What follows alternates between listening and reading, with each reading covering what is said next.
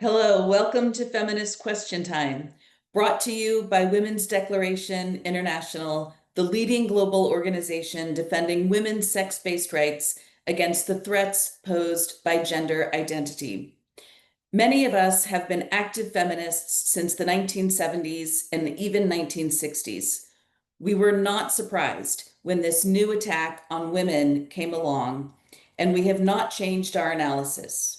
In 2018, we wrote the Declaration on Women's Sex-Based Rights, which lays out our position and has been signed by nearly 40,000 people from 160 countries and is supported by nearly 600 organizations. To promote the Declaration and sex-based rights for women, we have volunteer activists, including country contacts from every continent. Please join us. You can also become a member of WDI to help our work by volunteering or donating. You can visit www.womensdeclaration.com to find your country contact, join the organization, and learn much more. I'm very excited that our program today includes Jamie Reed as a speaker from the United States, who's a co-founder of the group LGB Courage Coalition, and she will be talking about why so-called gender clinics need to be investigated for fraud. Then we will have Olena, a discussion participant from Ukraine, who will be talking about how public perceptions change, sexual exploitation, including pornography, and challenges faced by women in Ukraine, particularly by religious groups' participation in this issue. And then we will be joined by speaker Heli St Luce from the Netherlands, who will give us an update. So with that, I will turn it over to Jamie. Jamie, welcome to WDI Feminist Question Time. It's a pleasure to have you. So on July 9th here in the United States, the Federal Trade Commission held a workshop which they titled The Dangers of Gender Affirming Care for Minors. And this workshop was focused on potentially unfair or deceptive trade practices in the provisions of what they referred to as gender affirming care for minors. This was one of the first times that the federal government has been weighing in on this topic in the United States.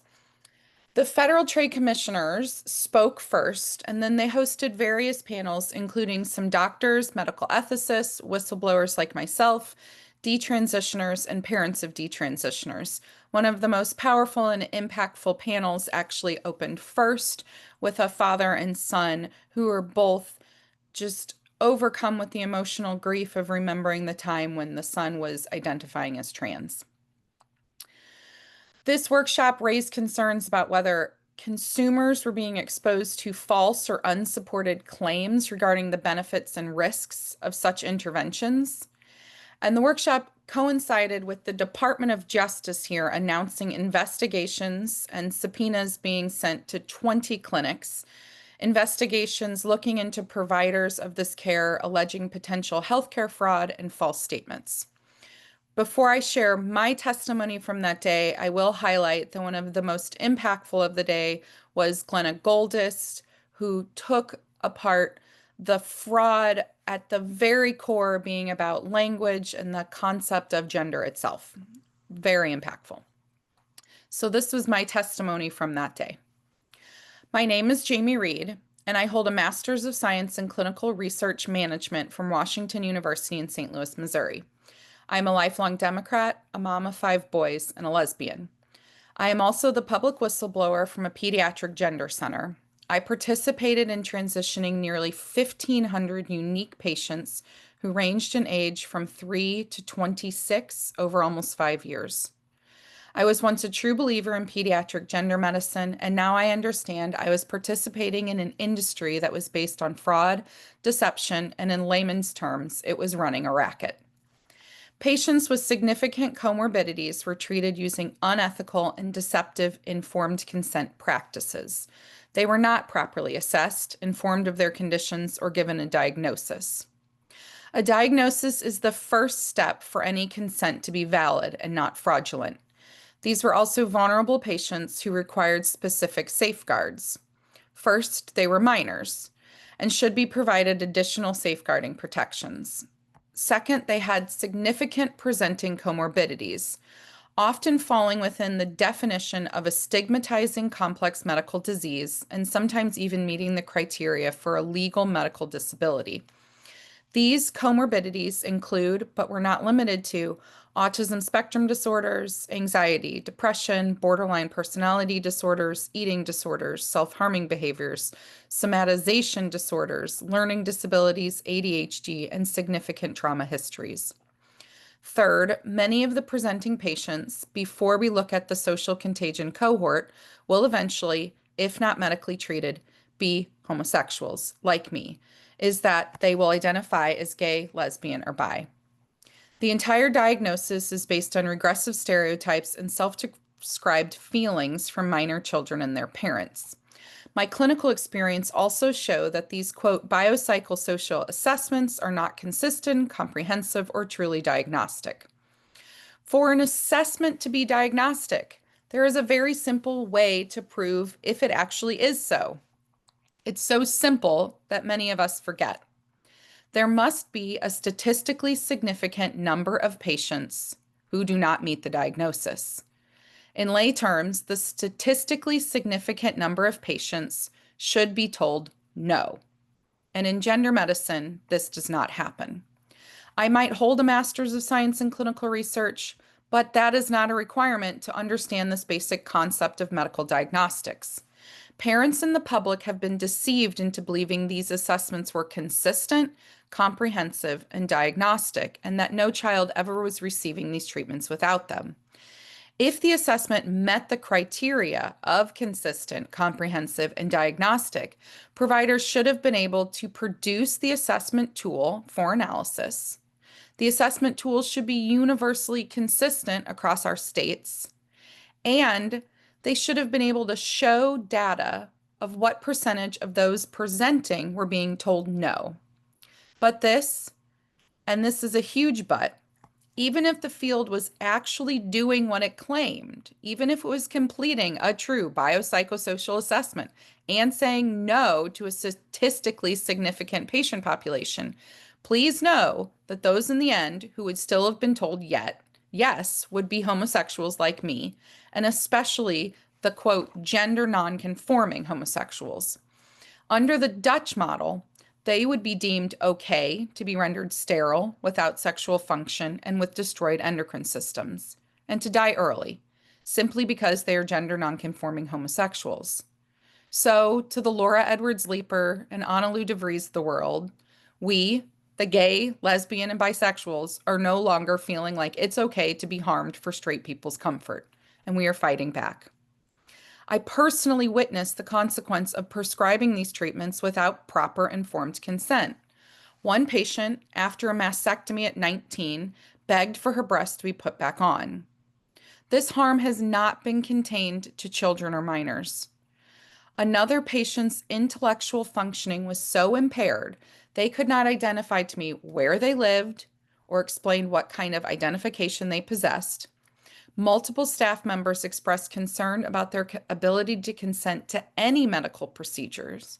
And despite these red flags, the patient stated that they also desired to have biological children, yet they were prescribed a treatment that would ultimately sterilize them for life. We, as the clinicians in the gender industry, would openly state, quote, it does not matter if patients meet diagnostic criteria or if patients even actually have gender dysphoria as defined by the DSM-5. If a patient said they were trans, they were trans. Parents were unaware that patients were self-diagnosing, that clinicians had completely abandoned the diagnostic process entirely. And patients and parents who didn't agree with our lies were isolated, abandoned by our center. We tore married parents apart, and we tore children from caring parents who told us no. Imagine in a different field if children were self-declaring that they had malignant cancers to an oncologist. Then, without labs or biopsies, these same children demanded chemotherapy or surgeries, and the clinicians were just complying. Then clinicians would bill insurance for these procedures and medical visits, making money from the hospital, for the hospitals, and for themselves based on this deception. This is precisely what we are doing in gender medicine. We expanded this deception into a racket. We created a list of gender-affirming only therapists who would do exactly what we wanted. A therapist could only get on this list if they would comply. We needed a letter, so we also gave them a fill-in-the-blank, pre-drafted, ready-to-go letter. I know this because I not only helped create this letter, but I emailed that out to the same therapists for hundreds of our patients. I wish I could say that I became a whistleblower the first time I heard the nurse say, but Dr. Lewis, we are committing insurance fraud, because that was said, and I didn't. I wish I spoke up sooner. The final death blow to my ethical medical soul that finally led me to speak up is that we were directly harming patients. We didn't just deceive them or their parents. We hurt children. And to that same Dr. Chris Lewis, I said, Chris, we are harming patients. And he said, I know, but what do you want me to do about it? I hurt the very children I was employed to protect. St. Louis Children's Hospital mission was simple. St. Louis Children's Hospital will do what is right for children. We did not. And now all of us must reckon with what we have collectively done. I now am running a nonprofit with Lauren Legere. She was on a previous one of these panels, and we call it the LGB Courage Coalition. I know that Bev is on this call from the UK, and in some ways I like to think we are one of your sister organizations in the US.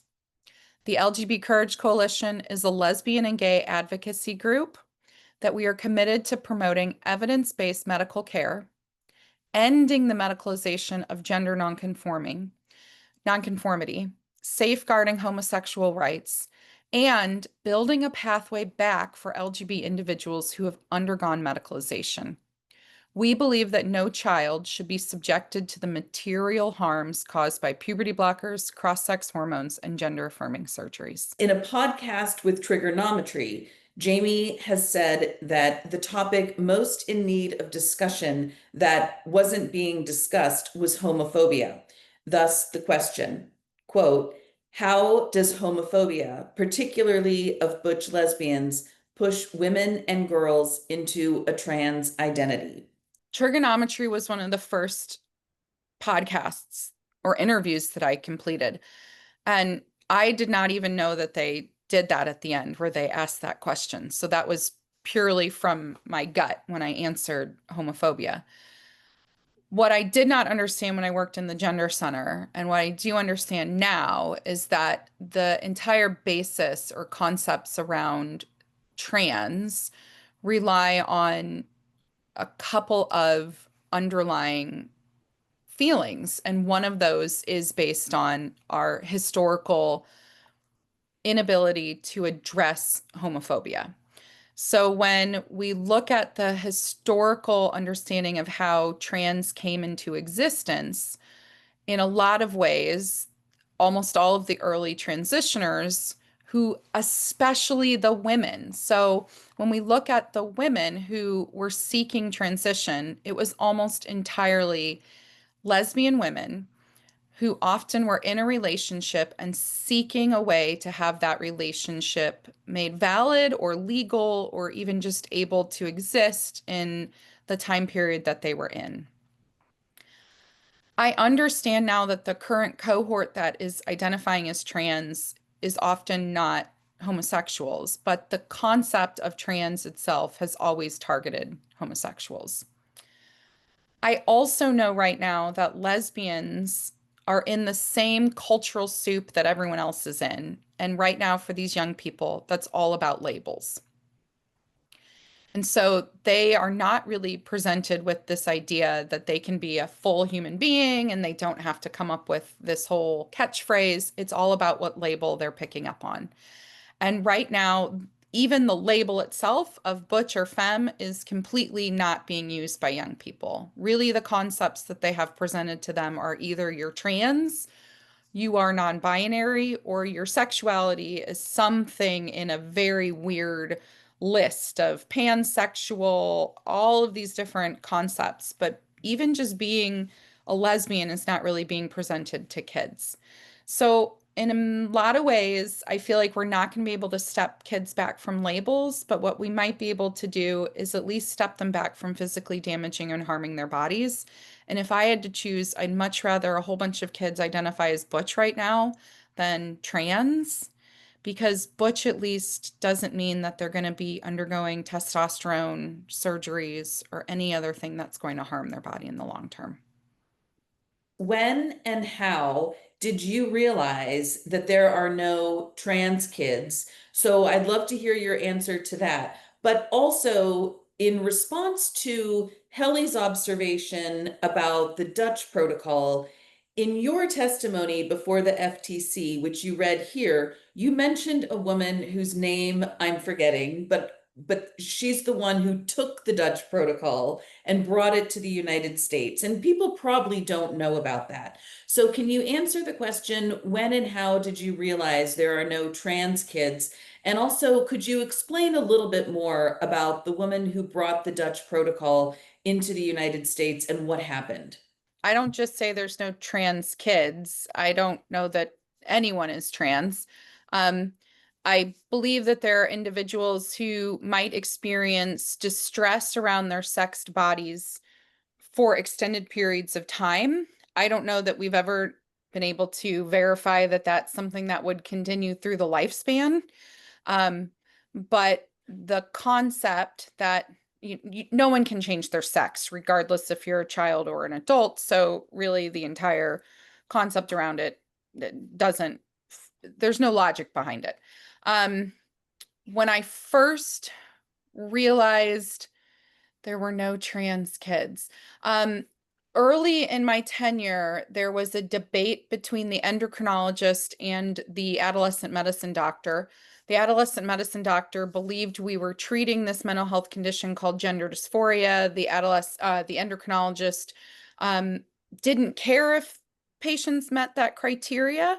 He essentially said, if they claim that they're trans and what the drugs that we can give them line up with what they want, then he was willing to give them this. And it turned into this very interesting debate between the two over whether or not this was purely cosmetic. That was right about when I realized, oh, this is not based on anything. If the two co-directors can't even agree on what they're even treating, we're not, this is basically made up. In terms of who brought the Dutch protocol to the US, the Dutch protocol is the use of the puberty blocker. Giving minors cross-sex or wrong-sex hormones had already been disseminating out earlier than the Dutch turned this into a specific protocol. It is the puberty blocker itself that is what makes it stand out. And the clinic was in Boston. It was called GEMS. The endocrinologist was Dr. Norman Spack. He sent early in her training psychologist named Dr. Laura Edwards Leeper to the Netherlands to learn the protocol and bring it back. One of the interesting things that came out of the New York Times podcast called The Protocol was that she only went for a week. I thought she actually spent closer to an entire semester. There's questions on whether or not she knew the language. So if someone was translating for her, she doesn't speak, she speaks only English. So how much can you actually glean in a week's time? But Edwards brought it back. Edwards then really disseminated this out through the US. And then the reason why her name pops up is because there was an early op-ed that was published where she was basically criticizing the US model, saying it went too far, too fast. There was not enough psychological assessments, which is what she believed her role was. But Norman Spack was the endocrinologist. One of the early questions I asked Laura when her and I started to communicate was I asked her how on God's green earth did this come to the US and it was not a clinical research protocol? She could not answer. She didn't know how Norman Spack started doing this there, and it wasn't under clinical research guidelines. Will we stop literal pediatric transition, but still allow young people as young as 18 and 19? Will society sort of accept that as a compromise? And what do you think about that? It's an excellent question, and it's one that a lot of us have to, I think, pose for ourselves. So the issue, though, is that trans as a harmful ideology does not stop at any age group. And parts of the problems that we see for women and children especially is when adults transition. So our kind of stance right now as an organization is that children are our primary focus. We do believe that there is legal precedent for there to be laws so that there are bans against these harmful interventions in children. What we hope to see for the adult cohort is a couple different mechanisms we think we can pull on to at least completely scale this back. So one would be the removal of any insurance coverage. So we do hope that no age should have this be paid for out of an insurance plan, be that a public insurance plan or your private employer plan. We don't think this should be covered or considered medical treatment. So we do think that if we can scale back a lot of the dollars in this, that we can get this rolled back out of the adult cohort. The next questions for the adult cohort become, do adults have the right to harm themselves? And so legally, and Kara, you're more of a legal expert in these things than I am, but legally, do the adults have the right to harm themselves? We think most ethicists would argue that yes, adults have the right to, implant things or cover their face in tattoos or do these things that we know would be harmful. The question then becomes, do doctors have the right to harm their patients? And so what we're hoping is to pull out all of the funding and then pull back also that doctors have to look at this for what it is, which is medical harm, and that doctors should not and do not have the right to harm patients. And so where we do not think, I personally do not think we're going to see bans or laws against this for adults, just because of the legal mechanisms. We're hoping we can pull on all of these other strands to at least chase this concept back into the smallest, darkest corner that we can possibly put it in. And then basically all of us need to stay on guard and make sure that it never rolls out again. So now we will go on to Olena from Ukraine, and she will be here as a discussion participant. Olena, I will hand it over to you. Today, I would like to say several updates about Ukrainian situation, about women's rights in general, and of course, I'll talk about gender ideology as well. We can highlight four main topics, which are, I would think, the most interesting for all of us in relation to Ukraine now, because we have conflict-related sexual violence, we have great changes on harassment situation. We have something to learn from on pornography issue and of course gender ideology. So why I would choose these topics? As you all know, in any crisis situation, as the war is and national disaster, war, conflict, any situation like this, put women in a vulnerable situation because we have a lack of sleep, constant one. We have to care about children more if we have children or elderly. We are pushed out of some earning money situations. We are still being the carers for our families.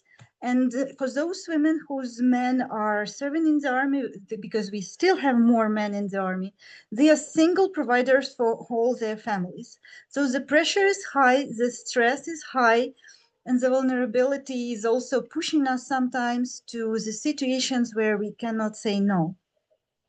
And I would want to start with conflict-related sexual violence.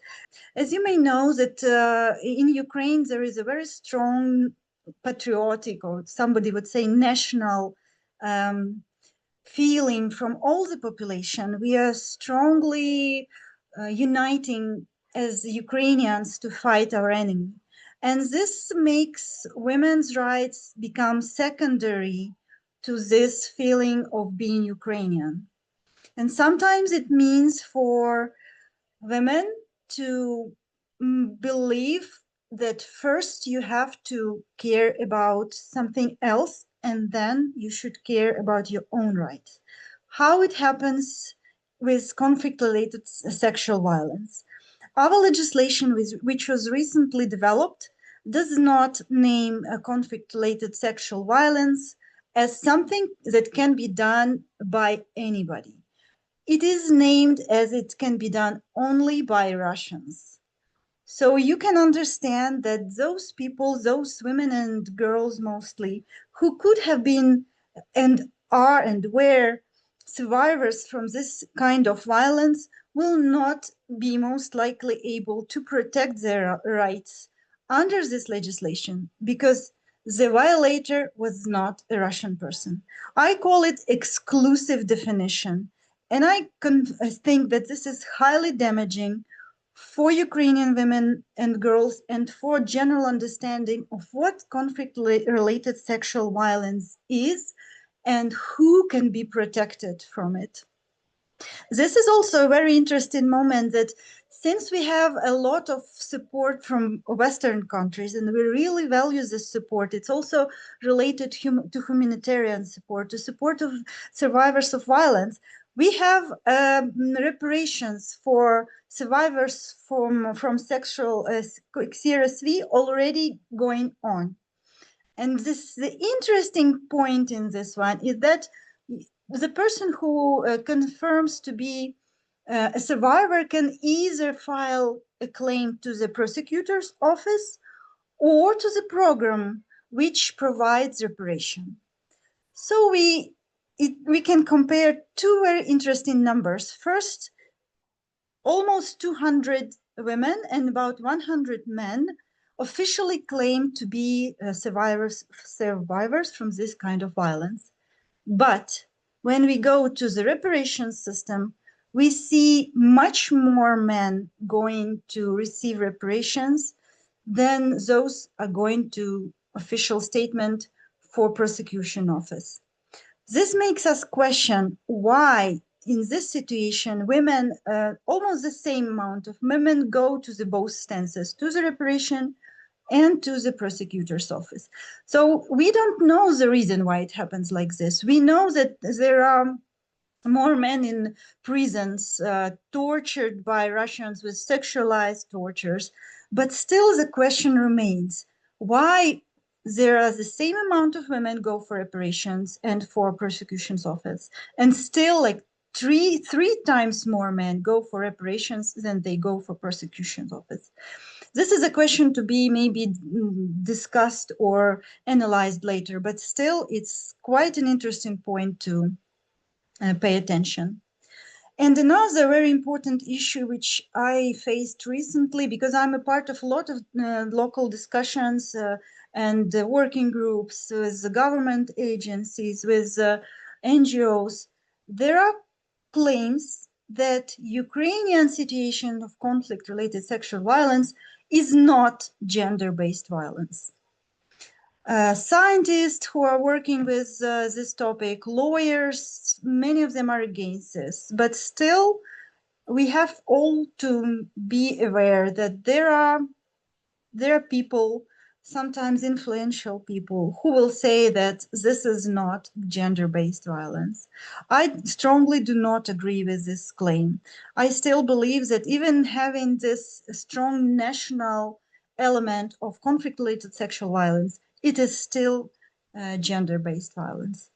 However, we have other claims, and we have to make sure that we are aware of the situation. Here, I'm happy to informed that it's almost half a year, even a little bit more, since we finally have the legal article saying that there is a punishment for sexual harassment in Ukraine. We have this definition for more than 20 years, and maybe for somebody it's also be interesting experience and interesting to compare that even having an article in the law about what is sexual harassment without the article in criminal code or administrative code as we have it, there will be no punishment. For 20 years, we have never had a single positive case of a woman being protected from sexual harassment. In Ukraine now, it's not only in work environment, it's also everywhere. The new definition is much more broader. And we already started receiving the complaints. We don't have the statistics yet, but I would really be happy to share that we are, as a country which doesn't really have a good implementation of policies, we are in a good way. We are really having a change because women understand that now they can complain. Now the police should be on their side. And we really have, I think that more than several hundreds protocols related to this situation. And there are quite a big amount of the fines as for Ukrainian people. And even what's interesting, there is a possibility to have minus 20% of person's salary, month salary, for this violation, which I found very important for people with high salaries who always think that small fines are not the ones that will scare them out. It's pornography. It's the one that shows us how war can impact women's rights in relation to cases like pornography. For example, maybe you've heard that there was and there is a movement, I would say, that tells that soldiers would feel better if they will be receiving some explicit, I would say, images from Ukrainian women. So women, please do send soldiers those images. So this was like, it was put like something good to do. And it was really terrible, especially when there is a criminal code which says that sharing somebody's explicit images can lead to criminal violation. So women can risk their freedom even when doing such things. So and this was used by some political party to say that we should protect women's rights and make it legal. So instead of protecting women for somebody else's usage of their images and selling somebody else's images, political party for several years hold a very strong campaign, including criminal cases showing how poor mother had to pay a lot of money for investigation and proving that she was not sharing explicit materials. And all this was done to show that we need to protect women. We need to make all pornography legal. So now it's still going on. And I don't really see strong opposition from women groups because every woman in Ukraine may think, well, if I send this explicit picture to my partner through any social media and somehow it becomes public, will I be criminally liable? So this fear of being liable in situation like this, because the definition is quite unclear of whether you can share your own pictures to your partner or it's somebody else's pictures. So instead of making like personal freedom to share their own images, they are pushing the law to make the whole spheres, the whole business legal.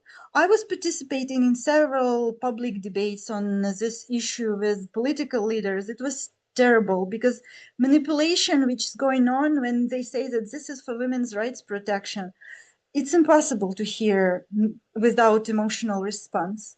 But I have to calm down and present data because we all know that there's a big difference between selling somebody else's photos of this nature and sending our own pictures to people that we have relations with. And why I mention religious groups here, because when I was trying to oppose the law, the draft law, which was put by the same party, I put an effort to reach in different women's organizations who could help me to stop this law from being heard in the parliament. And there was not really big support. And then by chance, I got a person which I knew who was related to religious groups. So I connected to the person and asked if he can ask his group, because they are quite powerful in Ukraine, to stop this draft law from being publicly supported. And this worked. I should have said, well, this is not something that I would be happy about, but I have to admit that religious groups still have a quite a strong impact on what's going on in Ukraine. They have an influence in parliament, and in some cases, they can help to stop things like making pornography absolutely legal.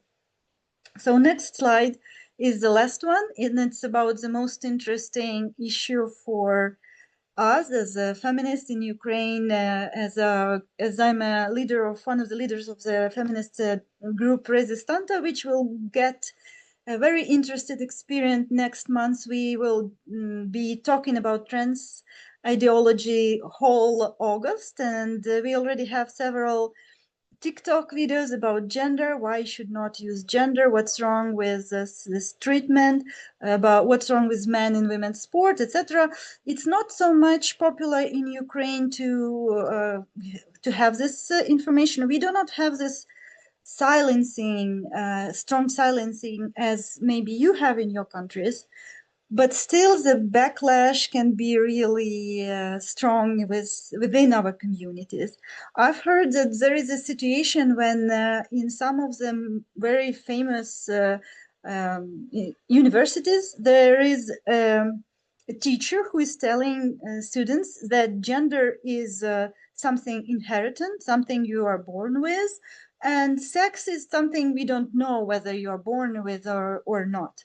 And when I was trying to ask the university what they think about the situation, of course I wrote an official letter asking, are you okay with your teachers saying things like that?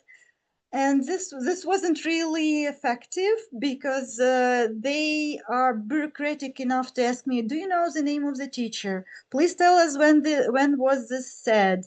And other details I couldn't know because I was just the person who read the information. But still, this is to say that we do have some information spread about the gender is inheritance, somebody can be born in somebody else's body, and this information is given to the young people. And as in our group in Resistanta, I can usually read situations, like read emotional response to our videos saying that why can you just protect women's rights and do not touch other groups? Why do you offend trans people in your materials? But the materials is only about like being true to women's rights. It's not about offending any group. So we are being blamed every time when we just talk about women's rights, and we are being blamed by young women. So I don't can say that we have anti-gender movement in the meaning that you may think. Our Ukrainian anti-gender movement is actually some traditional or religious, highly religious group, which are like hating everything related to feminism, to sexual, to transgender, and anything like sexual orientation. Oh, they're seeing all these topics like the same topic, and they are opposing all of this together. And sometimes they do not understand that people inside this group that they're making have different opinions.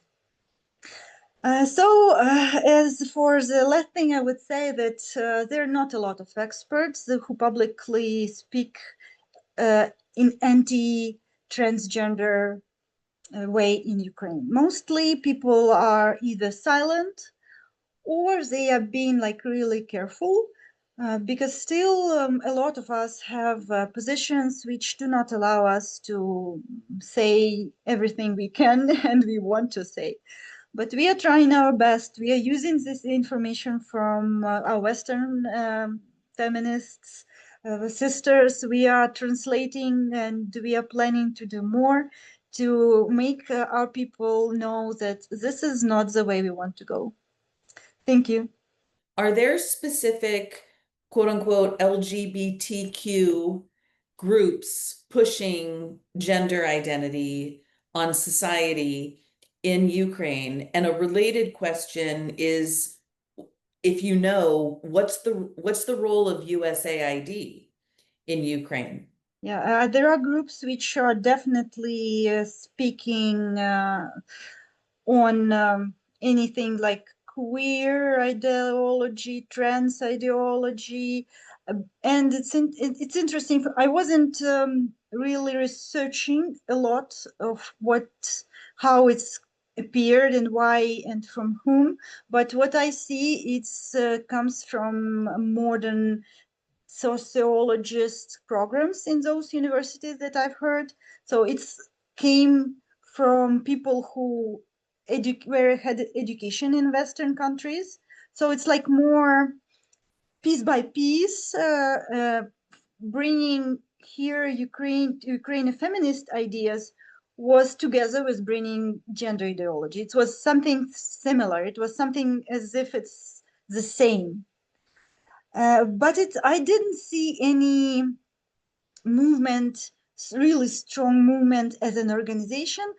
I would say that I've seen personalities who are strongly pushing the topic in social media. They are spreading as being themselves from the category we are talking about. They are speaking like it's about us. So everything I say is true. You understand? But when I'm not a part of the group, anything I would say, even if it's numbers from scientific research, if a data, statistical data, or any data-based material, I'm not a part of the group, so I cannot know.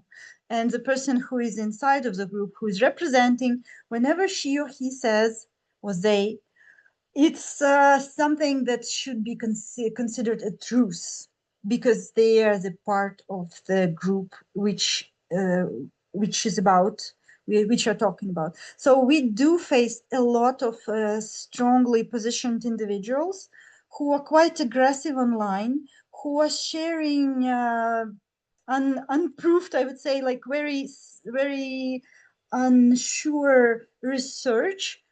Every time I check the research they mention, it comes to be untrue or not representative, etc.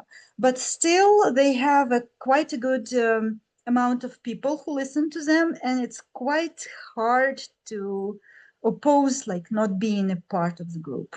And as for identity, we do have a simplified procedure since almost 5 years, I think. Before they had to go quite complicated psychological testing, a lot of procedures, but now it's simplified. However, I'm not really to say that is it much easier now. I just hear from those people that it did become easier.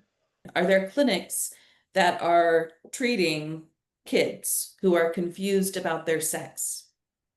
No, I've never heard anything like this. However, in Ukraine, it's much easier because of corruption issues to get any medication. So it's not really a problem just like this. You go and get anything, almost anything you want, if it's in the country. If the medicine is in the country, there is a possibility to get it without any doctor prescription. But I don't still see a lot of young people being under this treatment. I don't call it treatment, I call it invasion. But still, I've been witnessing several young women with a situation like this. It's quite emotional to talk about it. I've seen what's been happening to them, and because we don't have any specialist who can talk to them, who can explain to them in Ukrainian that this is not the way to go. It's can be happening more and more numbers in the following years. Because there's nothing stopping them. If they get visual, if they get materials, if they can hear, a lot of Ukrainians know English, so they can just from school. So it's easy for them with YouTube captions. They can easily get involved into this from the very young age. And now we will move on to Heli, whose last name I mispronounced earlier. I'm so sorry for that. Heli St Luce, welcome. Please bring us an update from the Netherlands. Most people, and especially women in the Netherlands, remain completely captured by the be kind, be nice to the most oppressed people on the planet rhetoric. And as in the UK, the arts and local councils force the line down everyone's throat. I took a screenshot of something that I was sent out by a local, it's on the website of a local community service. This is just on one of their first pages, which is an invitation to join in Pride for the T plus community, and it's just very standard overall that this is the kind of stuff that they're sending out. I'll come back to that. So people in general are afraid to speak out. And as litigation is frowned upon and therefore prohibitively expensive, as always, the genderists have managed to force team themselves into a broad spectrum of unrelated political issues. So whenever you try to speak about that, it's automatically dragged into you being anti-something else. There are, as far as I can tell, 4 organizations in the gender wars. For Zij, which is for she, Mimoma, which is from and for meisje, girl, moeder, mother, and matriarch. But all the groups seem to have the large percentage of the same women. This year, there was a newly formed Women's Right Network Dutch chapter, and of course, there's a Let Women Speak chapter here. For Zij, which I often used to refer people to their website, and they have a page that details events that show the threat men make to women's spaces. Unfortunately, there are very few reports from the Netherlands, which doesn't help. Earlier in the year, there was very limited media attention on a case of a woman prison guard who was severely injured by a trans inmate at a prison in the south, I think, of Holland. Most of the women's organizations focus more on rhetoric, appearing on podcasts, social media, and providing a safe space for women to be able to express their sex realistic views and share news and information rather than necessarily organizing events or any kind of meetings. There were last year, I think, 3 Let Women Speak rallies, which did a really good job of showing the small group of mostly elders surrounded by more than 10 times their number of baying, brightly clad youth. That was really successful in terms of letting people see the different side of the argument. The issue is everybody here knows, and it's by not more than 1 removed, a trans person. There are 2 in my women's group. Non-binary people are like trees, leaves on the trees. Any sex realistic discussions very quickly become labeled as an attack on these or those known persons. And women here really are the fiercest proponents of the woo. In general, men are much more likely to speak out or against it, even in general conversation. I've been collecting and converting a small group of young women and men in their 20s who are now working quietly in their age range. And they say in this year, they're finding more and more people in their age group who agree with them, even though the general culture is keep quiet and don't show that you don't follow the woo line. Earlier this year with Eindhoven, there was a letter and email campaign and a pretty, well, we hoped it was going to be fairly large demonstration that was going to be there for the boxing. But then a week before, the World Boxing announced mandatory sex testing. But then the mayor of Eindhoven publicly expressed that he disapproved of that choice. In mid-June, there was the Dutch Olympic Committee and Dutch Sports Federation had a day of educational workshops around inclusion under the title Sport is for Everybody. The original proposal was to get at least 20 women to go because the maximum number of participants was 80. I think in the end, maybe 5 or 6 women were able to attend, and they reported back that it was as expected, the usual misinformation and lies. I think that only 1 or 2 women actually spoke out on the day. At the end of June, one of the women who had been working in Amnesty International for the Netherlands said that a decision had been made internally that she said was based on much of her behind-the-scenes lobbying. And apparently next year, they're going to be slowly withdrawing from promoting gender woo. And they have a different policy on that to Amnesty International UK, obviously. On the 2nd of July in Brussels, there was a showing of a new documentary by a woman called Sophie Robert with a discussion and question and answer afterwards with health professionals. It was called Transgenderism, a health scandal. Unfortunately, I only heard about it the evening before it was shown. The evening was organized by a Belgian organization called ISOMAR, who plead for evidence-based treatment for gender dysphoria, and a support group for parents of children with it called Cry for Recognition. I don't know how to find this. I've been looking for the documentary, but I think it's probably a great one to look for. Also, the Dutch State Secretary for Protection of Rights sent a letter at the beginning of this month that said, basically, I'm just going to read from a translation here. On April 8th, the Chamber adopted a motion. With this motion, the Chamber requests the government to withdraw the bill on amending gender or the change of gender in birth certificates. On June the 25th, the Chamber requested information on the implementation of the motion.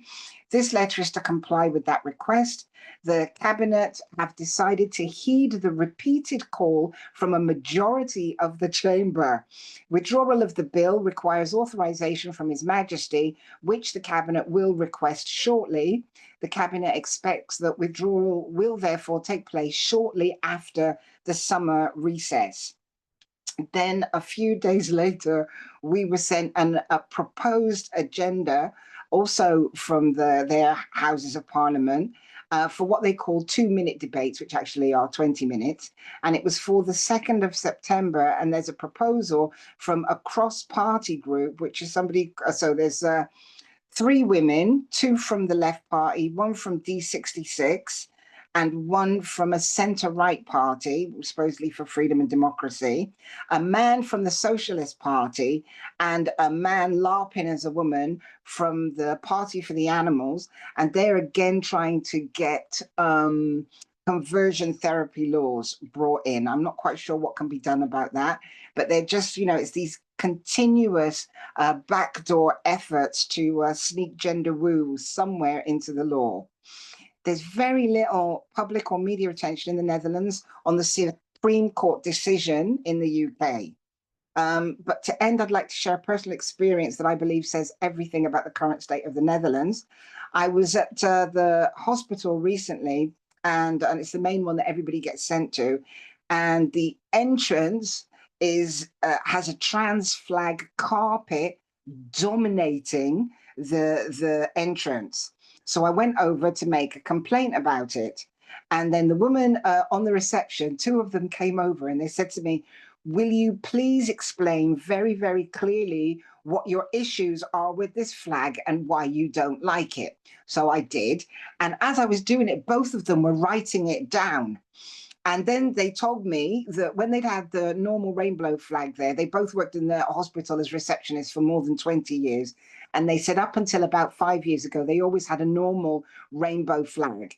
And they said that maybe once every couple of months, 3 or 4 times a year, a religious person would come over and complain about the rainbow flag.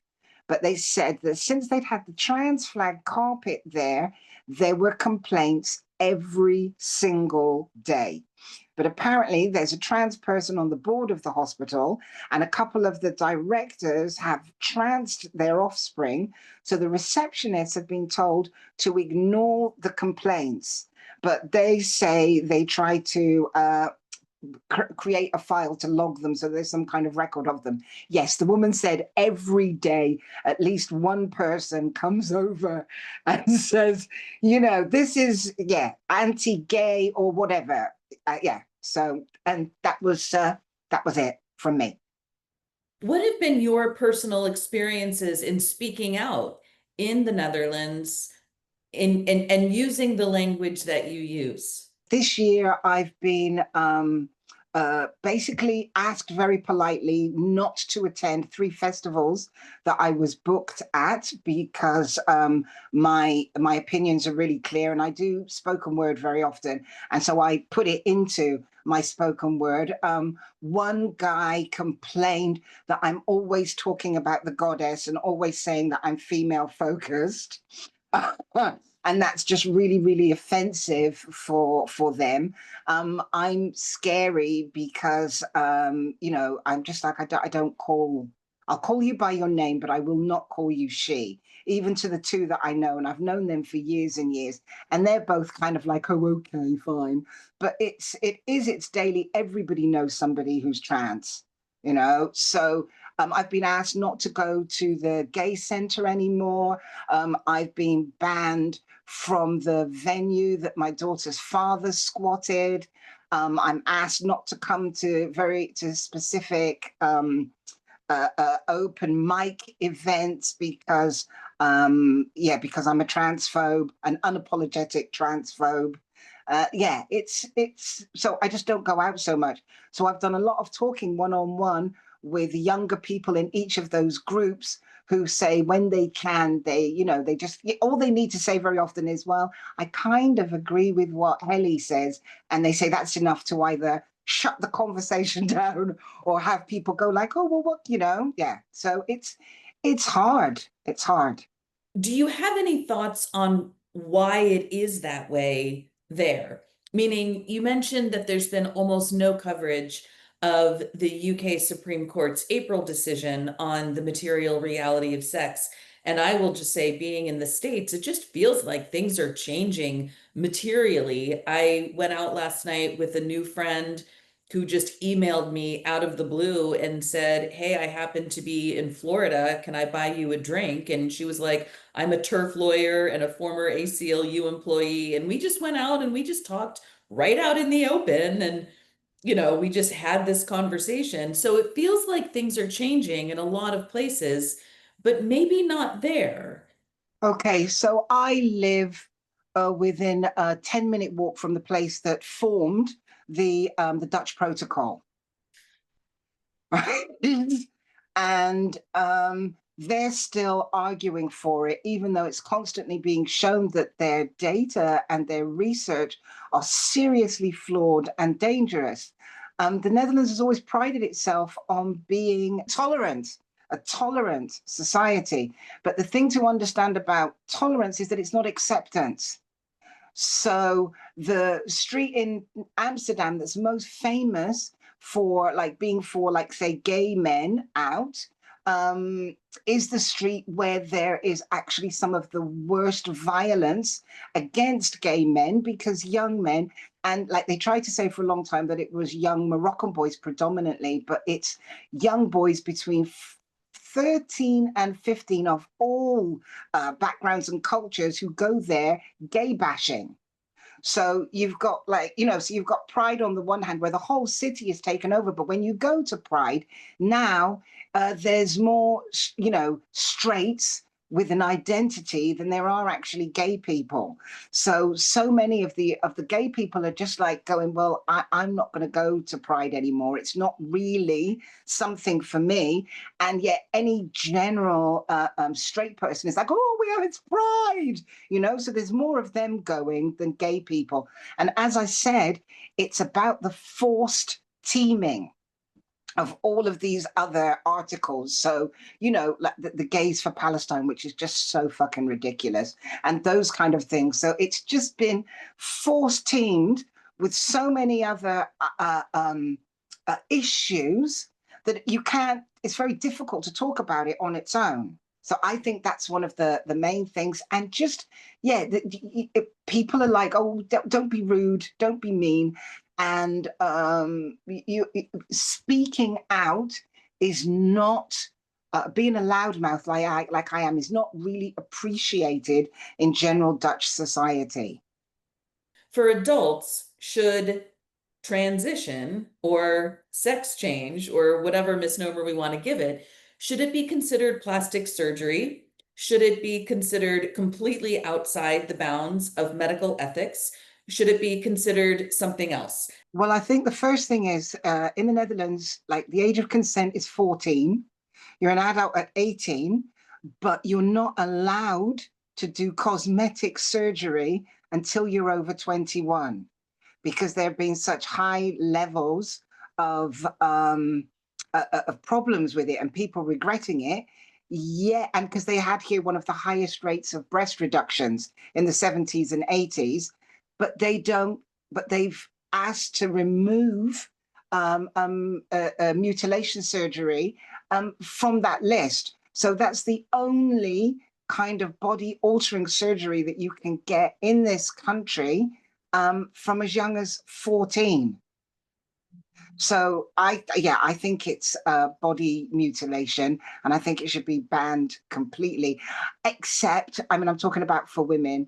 My whole thing is that men have a very, very long history, thousands of years of mutilating themselves, and clearly they're into it. And I'm like, well, that's not for me to decide about them. They can lob their dicks off as much as they want to. I don't care, but I just don't think that it should be available for women. I think it's quite a different thing than having, other form of lips or a nose. It's something that I would call trying to deceive people of who I really face. And for me, it's something that is clearly linked to my safety. I want to know whether it's who I'm meeting, whether it's a person who is more dangerous to me, because I know that person of one sex are more dangerous, because I know statistics of who commits violent crimes. And I can see it as an attempt to hide it for me or for anybody else, thus putting us into the risk of not knowing how safe we are. So I definitely don't think that this can be called a cosmetic or some other things like this. Conceptually, plastic surgeries or cosmetic surgeries do not lead to any legal doors opening. So if we're going to put this into a concept where it is a cosmetic surgery, we need to make sure that having those surgeries does not lead to anything like identifications being able to be changed. It just seems like it's a slope. So again, no one should pay for this. No insurance should cover this. I still think that most of these interventions do not have any positive effects towards the individual. But what I just absolutely want to make sure is that identification, you cannot change the sex on your ID. There's no way that you ever get to slide into another category because you've undergone any sort of cosmetic surgery. For adults, should transition or sex change or whatever misnomer we want to give it, should it be considered plastic surgery? Should it be considered completely outside the bounds of medical ethics? Should it be considered something else? Well, I think the first thing is in the Netherlands, like the age of consent is 14. You're an adult at 18, but you're not allowed to do cosmetic surgery until you're over 21, because there have been such high levels of problems with it and people regretting it. Yeah, and because they had here one of the highest rates of breast reductions in the 70s and 80s, but they don't, but they've asked to remove mutilation surgery from that list. So that's the only kind of body altering surgery that you can get in this country from as young as 14. So I think it's body mutilation, and I think it should be banned completely. Except, I mean, I'm talking about for women. My whole thing is that men have a very, very long history, thousands of years of mutilating themselves, and clearly they're into it. And I'm like, well, that's not for me to decide about them. They can lob their dicks off as much as they want to. I don't care, but I just don't think that it should be available for women. I think it's quite a different thing than having, other form of lips or a nose. It's something that I would call trying to deceive people of who I really face. And for me, it's something that is clearly linked to my safety. I want to know whether it's who I'm meeting, whether it's a person who is more dangerous to me, because I know that person of one sex are more dangerous, because I know statistics of who commits violent crimes. And I can see it as an attempt to hide it for me or for anybody else, thus putting us into the risk of not knowing how safe we are. So I definitely don't think that this can be called a cosmetic or some other things like this. Conceptually, plastic surgeries or cosmetic surgeries do not lead to any legal doors opening. So if we're going to put this into a concept where it is a cosmetic surgery, we need to make sure that having those surgeries does not lead to anything like identifications being able to be changed. It just seems like it's a slope. So again, no one should pay for this. No insurance should cover this. I still think that most of these interventions do not have any positive effects towards the individual. But what I just absolutely want to make sure is that identification, you cannot change the sex on your ID. There's no way that you ever get to slide into another category because you've undergone any sort of cosmetic surgery. Okay, so now I think I'll turn it over to Joe to say a few things about next week's conference. I'm just going to talk through what's happening next week. So next week, we're going to have a conference in London at the Wesley Hotel near Euston Station. Come along if you're nearby. Otherwise, you can watch it online. So the first part of the conference is going to be called End Sex Falsification and Restore Safeguarding. UK campaign. So that's sort of run and led by the UK WTI. The first bit's going to be Women Speak, the impact of gender ideology on our lives, lived realities, the cost of sex falsification for women and girls. And that's hosted by Bernadette O'Malley. We're going to have Jennifer Gawley from Protect and Teach, Schools and Safeguarding Issues, Connie Shaw, who's the External Affairs Officer at the Free Speech Union. She's going to talk about navigating university life and possibly updates, because she's been very, very active and she's now left university. So she's young, but she's very active. Tanya Carter from the Safe Schools Alliance, Save Our Schools, what's going on with the Safe Schools Alliance and what they're doing, amazing work. And then Emma Thomas, who's runs an organisation, Children of Transitioners, campaign to safeguard children of trans people. Then we're going to have, we've got two rooms. So we've got a breakout room, or a sort of smaller room, where we have Linda Rosewood doing Writing Feminist Stories, talk and workshop. Then we've got UK political parties' position on sex-based rights post the Supreme Court. So we've got the Green Party, Lib Dems, Conservative Labour, Party of Women, and Wales LGB Alliance. So that would be great to find out what's happening, where the political parties are right now. Then we are going to have Katrina Muller from Germany, and she's written various books about the suffragettes and is going to do quite a long talk in the sort of breakout room, Mind the Baby, I Must Vote Today, English Suffragists and Suffragettes and How They Keep Inspiring Us, which will be fantastic, I think. Then we're going to have Sally Wainwright from Scotland, WDI Scotland, and Maureen O'Hara from WDI UK about rebuilding safeguards and restoring safeguarding. Then we are going to have in the Edinburgh room, we're having speakers almost all online from Colombia, Australia, Canada, Argentina, Germany, and USA. So getting a picture of what's going on globally. We're going to, our fundraising effort next week is going to be fundraising for WDI Colombia in Latin America. They're doing legal actions, activism, and attendance at the Congress in Bogota, defending the WDI position on the treatment of the comprehensive trans law, launch of a crowdfunder. So we'll get that up and running this week, but that's the main thing we're going to be fundraising for at this conference, because they really are in a belly of the beast narco state. It's absolutely horrific in millions of ways. In Colombia, and they are doing an incredible piece of work or activism there. They're so brave and they need money. So we're going to be fundraising for that. Then we're going to have normal feminist question time. So if you don't get a ticket, you will still have normal access to this. Sheila Jeffries talking about Beyond the Supreme Court decision, the whole damn thing, which is the big picture, what we're trying to do as WDI and as radical feminists. So it's a sort of expanding the ambition.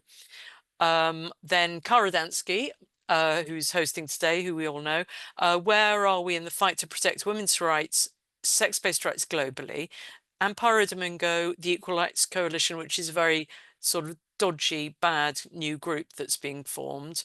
And then Leisha de Bruin from Ireland, talking about how Ireland is prostrating itself on the altar of Europe. So we'll get some update on what's going on in Ireland and what they're doing in relation to Europe. Next day, Sunday, so it's a 2-day conference in North London, Euston, very easy to get to. We're having Julia Long and Sheila Jeffries talking about the book, The Male in the Head by Holland et al. Then we've got Jill Evans, actually live online from New Zealand, telling us about New Zealand. Then we've got Elizabeth Chesak, the WDI USA president, who's coming over just to say that there'll be loads of fantastic women there that you can network with and meet and talk to. Elizabeth's doing the USA Desisted and Detransitioned Women's Caucus. Then we've got Lynn Walsh, who is a freelance journalist, but writes regularly for the Morning Star, which is the communist paper, or the Communist Party of Great Britain paper, The Challenge of Being a Gender Critical Journalist. She's been a journalist forever and incredibly knowledgeable about how to be a journalist, but also be gender critical. So that'd be great. Then we've got Jill Raymond doing the wonderful web weaving like we did at Greenham. I can highly recommend that workshop. It seems to be just sitting around throwing balls of wool around, but then it suddenly becomes this interconnectedness with Greenham, with our struggle and women all over the world. It's just absolutely brilliant. So highly recommended that. Then we have the global impact of gender identity on lesbians and responses. Kate Barker from LGB Alliance, telling us about the international work of LGB Alliance. Lauren Levy, again, an American coming over. I think there might be more, but these are going to be definitely there. Why Are Lesbians Hated? Hilary Oxley telling us about the Lava case, very significant court case happening in Australia and New Zealand. She's going to give us updates. And then Sally Wainwright, why the lesbian intimate was critical to the UK Supreme Court ruling, which it was. And it was actually incredibly brilliant how it was crucial to the case. Then we've got Lynn Hahn, the need to rebuild safeguards, protect children from domestically violent men or fathers, I think it says. Alison Sebula, intersection of child gender dysphoria, borderline personality disorder. She's a specialist in that area. Lorraine Nolan, coming over the Zoom online, prioritizing women over racist ethnicity. And Lorraine was at the conference last year, and then the WDI USA see her often, but we're going to hear from her then. Jan Williams from Object, interconnected issues, Object struggles on lots of different issues. And then Julia Long, how to talk about male violence without talking about male violence. That's always going to be an interesting thing. I often get the feeling that she thinks about things a bit and then suddenly has some very interesting ideas that often inform our struggle very usefully, often about language. Then we are going to have a plenary, the Turf International, which is a riff on the idea of the Third International, the sort of, I'll explain it during the conference. And then Sheila Jeffries summing up, and then people from the floor can sum up. And that's great. So do come along.